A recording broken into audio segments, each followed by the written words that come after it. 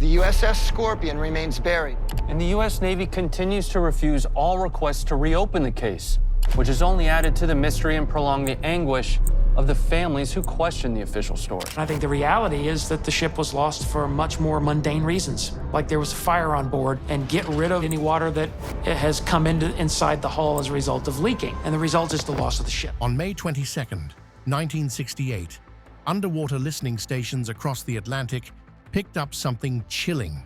In May of 1968, the USS Scorpion nuclear-powered attack submarine was conducting a last mission near the Mediterranean. A series of sharp metallic bangs, like a ship violently ripping apart somewhere deep beneath the ocean's surface.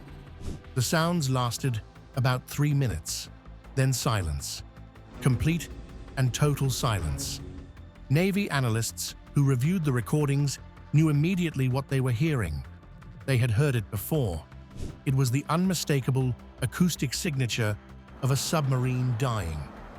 Those sounds marked the death of 99 American sailors aboard the nuclear submarine USS Scorpion. Scorpion, with her crew of 99 officers and men, had simply vanished of the Atlantic. But here's the thing. The Navy already knew what those sounds meant. They knew those men were gone. And yet 5 days later, they let families gather at a rain-soaked pier in Norfolk, Virginia, dressed in their Sunday best, waiting to welcome home husbands and fathers who were already dead at the bottom of the Atlantic. The official story blamed mechanical failure. Case closed.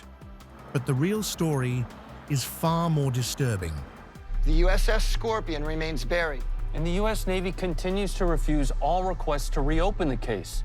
Because the Scorpion wasn't destroyed by some freak accident or enemy attack. It was sent to sea in a condition so dangerous that crew members had started calling it USS Scrap Iron. And the men who could have stopped it chose to look the other way. This is the story of how 99 men were sacrificed on the altar of cost-cutting, how the Navy buried the truth for decades, and how those sailors spent their final 22 minutes alive, sinking slowly into the abyss, knowing exactly what was coming. What you're about to hear will change everything you thought you knew about one of America's worst submarine disasters. It's Monday, May 27th, 1968. A brutal nor'easter is hammering the Atlantic coast, sending sheets of rain and gusting winds through the Norfolk Naval Base. At the foot of Pier 22, off Hampton Boulevard, a group of families sit huddled in their cars, waiting. Among them is Allie Bugerman. She's dressed her 2 sons and daughter in their best clothes. Her husband, machinist mate First Class James Bugerman, is on board the USS Scorpion, and she hasn't seen him in months.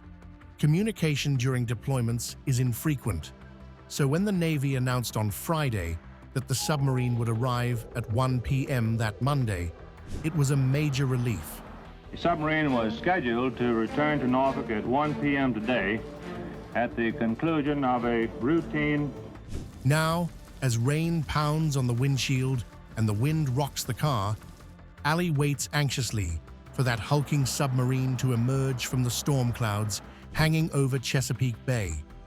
She doesn't know what the Scorpion does while deployed. Most of it is classified, but anyone who sends a loved one to sea worries every single day until they finally return. So she sits there, waiting. Hours pass. The submarine tender Orion sits moored at Pier 22, ready to receive the Scorpion.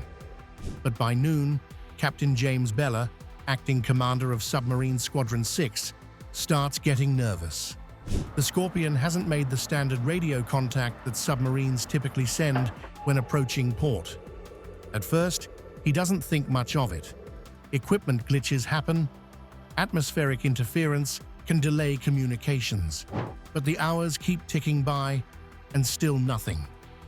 At 12:40 p.m., Bella finally calls headquarters to report that the Scorpion has failed to arrive or contact them by radio. The calls that follow are met with nothing but silence.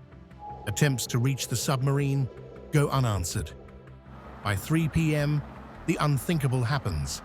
The Navy officially declares submiss, the code word meaning a United States submarine is missing. News spreads fast. Within hours, President Lyndon Johnson is informed. By evening, CBS News is broadcasting the story to the nation. A massive search operation kicks into gear. An all-out air, surface, and subsurface search is currently underway in the entire Atlantic Command. Over 55 ships and 35 aircraft fan out across the Atlantic, scouring thousands of square miles of ocean for any trace of the Scorpion. But it's already too late, and the Navy knows it. Now here's where this story takes a dark turn. Radio operator Mike Hannon was on duty at the communications center during the evening shift on May 22nd, 5 days earlier. He witnessed senior officers openly discussing the fact that the Scorpion had failed to make contact. He knew something was wrong, they all knew, and it gets worse. The Navy had already heard the Scorpion die. Their top-secret underwater listening network, called SOSUS, had recorded the submarine's destruction on the night of May 22nd. A series of 15 acoustic signals over about 3 minutes. First, a sharp explosion. Then, 22 minutes later, the unmistakable sound of a submarine hull imploding under crushing ocean pressure. The Navy knew those 99 men were gone almost immediately, and yet they let those families sit in the rain for 5 days, waiting for a homecoming that would never happen. But why the silence? Why let grieving families wait when they already knew the truth? The answer lies in what kind of submarine they had sent those men to sea in. And when you understand that, the Navy's silence starts to make a disturbing kind of sense. To understand what happened to the Scorpion, you have to understand what kind of vessel it was and the corners that were cut to keep it at sea. The USS Scorpion was a skipjack-class nuclear submarine, commissioned in 1960. At the time, it represented the cutting edge of American submarine technology. These boats were the fastest submarines in the world, capable of reaching 33 knots while submerged. Their revolutionary teardrop hull design made them incredibly hydrodynamic. They could dive to 700 feet and stay submerged for weeks or even months at a time. The Scorpion was the pride of American naval engineering. But here's the thing about submarines. They're incredibly complex machines operating in one of the most unforgiving environments on Earth. And when you cut corners on maintenance, people die. In April 1963, the Navy learned this lesson the hard way. The USS Thresher, another nuclear submarine, imploded during a test dive, killing all 129 men aboard. It was the worst submarine disaster in U.S. Navy history at the time. The investigation that followed exposed a horrifying culture of risk-taking throughout the submarine program. Inadequate inspections, faulty emergency systems, dangerous shortcuts at nearly every level. Worst of all, they discovered that the Thresher's main ballast blow system, the emergency mechanism designed to rapidly surface a sinking submarine, might have been too weak to function properly. It may have even clogged with ice as the submarine sank, rendering it completely useless when the crew needed it most. In response, the Navy created something called the SubSafe program. It was essentially a checklist of critical safety requirements that every nuclear submarine needed to meet. Emergency blow systems that could rapidly surface a submarine in crisis, decentralized emergency seawater shutoff valves, proper inspection of hull integrity and piping joints. The Scorpion was scheduled for these upgrades, but there was a problem. The Vietnam War was draining Navy resources. Political pressure mounted to keep submarines at sea rather than in expensive, time-consuming overhauls. And someone, somewhere, decided that the Scorpion could wait. The USS Scorpion was one of only 2 nuclear submarines ever lost by the U.S. Navy. When the submarine entered its overhaul at the Norfolk Naval Shipyard in February 1967, the standard overhaul for a submarine like this would cost around $20 million and take up to 2 years. The Scorpion's overhaul lasted just 8 months. Total cost, $3.2 million. And here's the kicker. Of that $3.2 million, a full $2.3 million went solely to servicing the nuclear reactor. That left less than $1 million for everything else on the submarine. The hull, the piping, the emergency systems, the critical safety equipment that could mean the difference between life and death. A confidential memorandum from 1966 laid out the reasoning. The submarine force was stretched thin. The political pressure to keep boats at sea was immense. The time and cost required for proper overhauls had become a source of acute political embarrassment. So they cut corners, and the Scorpion drew the short straw. It was the cheapest submarine overhaul in U.S. Navy history. Almost none of the sub-safe safety modifications were completed. The Scorpion never got her emergency blow system. She never got the updated seawater shutoff valves. She never got the hull inspections that might have caught the problems lurking inside her. And the problems were mounting fast. By the time the Scorpion deployed to the Mediterranean in early 1968, she had racked up 109 unfulfilled work orders. Her hydraulic systems were so unreliable that during a test dive off Puerto Rico, the submarine corkscrewed out of control. Her refrigeration units leaked Freon so badly that she needed resupply at nearly every port. She had lost over 1,500 gallons of oil from her conning tower during the Atlantic crossing. Leaking valves and other hull issues had restricted her dive depth to just 300 feet, less than half of what she was designed for and 200 feet less than what SubSafe required. An ultrasonic inspection in late 1965. The USS Harder, one of the most iconic submarines of World War II, it sank the most Japanese warships. Had found 317 defects in the submarine's internal welds. Further examination was supposed to happen during the 1967 overhaul. It never did. The crew knew exactly what kind of boat they were sailing. They had a nickname for her, USS Scrap Iron. Commander Francis Slattery, the Scorpion's captain, was well aware of the danger. He had taken command in October 1967, just as the submarine completed its dangerously inadequate overhaul. Slattery was a solid officer who understood nuclear submarines as well as anyone in the fleet, and what he saw concerned him deeply. On March 23, 1968, while the Scorpion was deployed in the Mediterranean, he drafted an emergency request for repairs. His message was blunt. The hull was in a very poor state of preservation. He warned that delaying repairs for another year could seriously jeopardize the submarine's material readiness.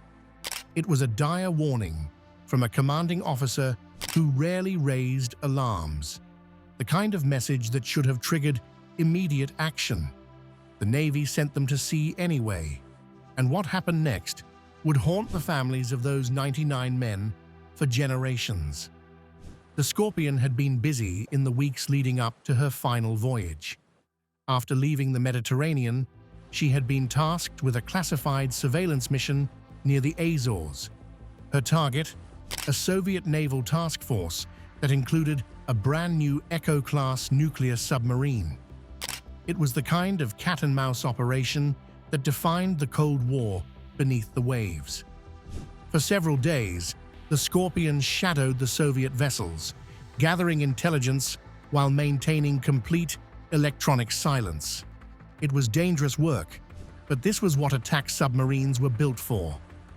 On May 21st, 1968, her work complete, she surfaced to send her final transmissions, position reports, status updates, no mechanical issues mentioned. Everything seemed normal. The crew was eager to get home. Norfolk was just days away. The transmissions took hours due to atmospheric interference, but eventually, the Scorpion relayed everything she needed to. Her last confirmed position placed her roughly 400 nautical miles southwest of the Azores. There was no indication of any problems, no hint of what was about to happen. Then, she slipped beneath the waves and set course for home. She never made it. What happened in those final moments has been pieced together through decades of analysis, acoustic evidence, and physical examination of the wreck. And the picture it paints is horrifying. The most credible theory comes from acoustics expert Bruce Rule, who published his assessment on the 50th anniversary of the Scorpion's loss in 2018. His conclusion? The submarine was destroyed by a hydrogen explosion in her battery compartment. Here's how it likely happened. Nuclear submarines still carry massive battery banks as backup power. When these batteries charge, they produce hydrogen gas. Normally, this gas is dispersed throughout the submarine and scrubbed from the air. But on May 22nd, the Scorpion was likely operating in a state of readiness called Condition Baker. This meant her watertight hatches were sealed to protect against potential collisions while at periscope depth. Those sealed hatches trapped hydrogen gas in the battery compartments. One or more crew members entered the battery well to perform routine work. A single static spark from their clothing was all it took. The explosion was calculated at 10 to 13 bars of pressure, enough to kill anyone in the immediate area instantly. But here's the cruel twist. It wasn't strong enough to breach the submarine's pressure hull on its own. What it did do was cause significant flooding. And this is where the Navy's negligence This week marks the half-century anniversary of one of the Navy's worst tragedies. It was 50 years ago. became a death sentence. The Scorpion never received the emergency blow system required by SubSafe. She never got the decentralized emergency seawater shutoff valves. When that flooding started, there was nothing, absolutely nothing, the crew could do to stop it or surface the submarine. The acoustic data tells the rest of the story. The first sound, recorded at 18:20:44 GMT, had all the characteristics of a small internal event, consistent with a battery explosion. Then silence. For 22 agonizing minutes, nothing. At 18:42:34 GMT came the second sound, a powerful bubble pulse at 4.46 Hertz, the unmistakable acoustic signature of a submarine hull collapsing under extreme pressure. The collapse itself took just 37 milliseconds, faster than the blink of an eye. Everyone still alive at that moment was crushed instantly. But think about what happened in those 22 minutes between the explosion and the implosion. The men in the forward compartments near the battery well were likely killed immediately, but those in the aft engine room were probably protected by sealed watertight doors. They survived the initial blast. They were alive. They knew the submarine was sinking. They could feel the pressure building as they descended deeper and deeper into the Atlantic. The creaking of metal under stress, the popping of rivets, the temperature dropping as they sank past 500 feet, then 800, then 1,000. And they knew exactly what was coming. These were trained submariners. They understood crush depth. They knew that at a certain point, the ocean's pressure would simply become too much for the hull to bear. For 22 minutes, they waited for death. 22 minutes knowing that no rescue was coming. 22 minutes in the dark, sinking into the abyss, unable to do anything but wait. At approximately 1,530 feet, just past crush depth, the Scorpion finally gave way. Her hull collapsed inward at unimaginable speed.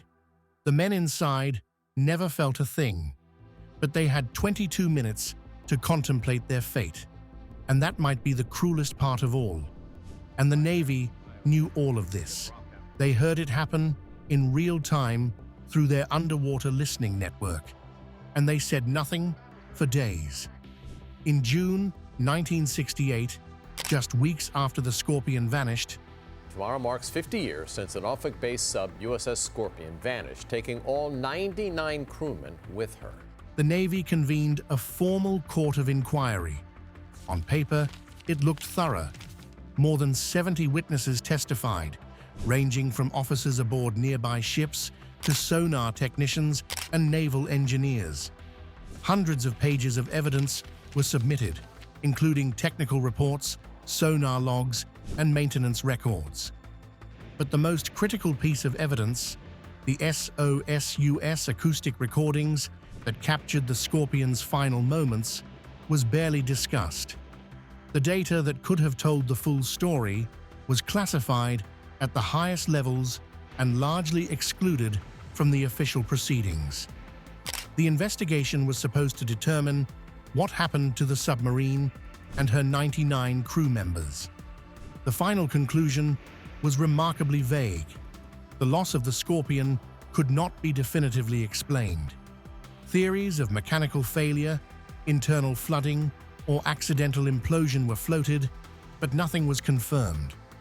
Crucially, there was no mention of the sub-safe shortcuts, no accountability for sending a floating death trap to sea, no acknowledgement that the Navy's own cost-cutting had sealed the fate of those 99 men.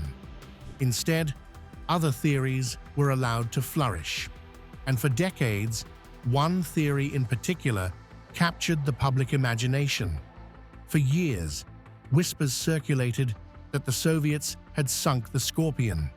After all, there were Soviet submarines operating in the area. The Scorpion had just been conducting surveillance operations against a Soviet task force. The Cold War was at its peak. It made for a compelling story, one that transformed a tragedy of negligence into a heroic casualty of the secret war beneath the waves. But the evidence never supported it. The acoustic data didn't match the signature of a torpedo strike. The wreck, when it was finally examined, showed no torpedo damage. The bow section, where the Scorpion's own torpedoes were stored, was relatively intact. Nothing like the catastrophic damage you'd expect from an external attack. The Soviet theory was a convenient distraction. It allowed the Navy to frame the Scorpion's loss as a mysterious Cold War tragedy rather than what it actually was, the entirely preventable result of institutional negligence. When the wreck was located in October 1968, about 10,000 feet beneath the Atlantic, the damage pattern told a clear story. The stern was completely destroyed. The engine room had telescoped nearly 50 feet forward into the hull, but the bow was largely intact. This wasn't a submarine hit by a torpedo.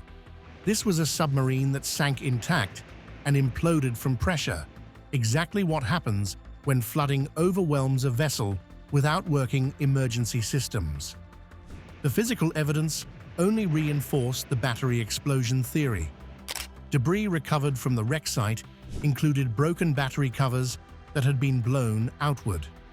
Battery cell debris was scattered across the ocean floor. 10 months after the Scorpion sank, the Navy quietly updated their technical manual with a new warning: do not enter the battery well while charging is in progress. They knew what had happened.